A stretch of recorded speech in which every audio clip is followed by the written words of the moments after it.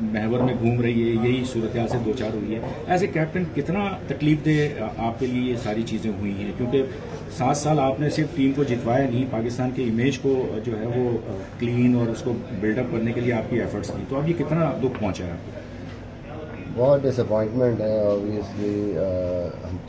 پوری ہم نے کوشش کی کہ وہ جو 2010 کا امیج تھا اس کو ہم پیچھے چھوڑ کے آلموسٹ ہم نے اس ٹیم کا امیج چینج کیا. جس طرح انگلینڈ کا ٹور ہوا اور جس طرح کی پرفارمنس تھی ٹیم کی on the field off the field, میرے خیال میں اس چیز کو ریوائو کیا پوری طریقے سے. اس کے بعد ایسی چیز ہونا میرے خیال میں یہی لگتا آپ کو کہ جیسے آپ کی ساری محنت پہ پانی پھر گیا. اور آگے بھی میرے خیال میں ہمیں بہت زیادہ جو ہے وہ محتاط بھی رہنا ہے ایز پلیئرز. میرے خیال میں بہت رسپانسبلٹی کا ثبوت دینا ہے ہم نے کہ جن پلیئروں نے جس ٹیم نے پچھلے 6-7 سالوں میں اپنی قربانیاں دے کے اور اپنے آپ کو ڈسپلن رکھ کے جو ایک امیج پاکستان کا بلڈ کیا، دوبارہ سے ہم نے اس امیج کو جو ہے وہ واپس لے کے آنا ہے، اس واقعے کو جو ہے وہ پیچھے چھوڑ. تو یہ آپ نہیں سمجھتے کہ جو اب لوگ کہہ رہے ہیں کہ جو کلپریٹ تھے، جو انہوں نے گلٹی تھے 2010 کے، ان کا کم بیک ہوا،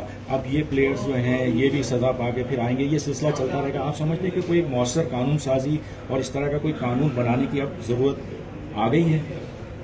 بالکل، میرے خیال میں کچھ نہ کچھ ضرور اس پہ کرنا چاہیے تاکہ یہ جو بار بار یہ چیزیں ہو رہی ہیں نہ ہو.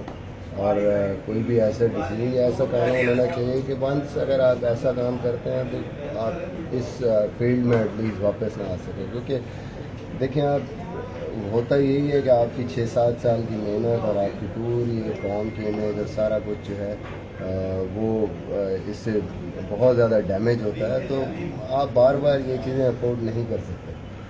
میرے خیال میں ہونا چاہیے اسپیشلی اس چیز میں آپ، کیونکہ بار بار آپ اگر ایسی چیزیں ہوتی رہیں گی، جیسے 6-7 سال میں آپ نے ایک چیز کو ریوائو کیا اور پھر جو ہے دوبارہ سے پھر آپ اسی اسٹیج پہ آ گئے، تو میرے خیال میں کوئی نہ کوئی ہمیں اس قسم کا اسٹیپ لینا پڑے گا. عام طور پہ فرسٹ کلاس ٹیم کے کھلاڑی ہیں، لوگ ہچکچاہٹ فیل کرتے ہیں کہ ہم لو لیول پہ کیوں چلیں. آپ کو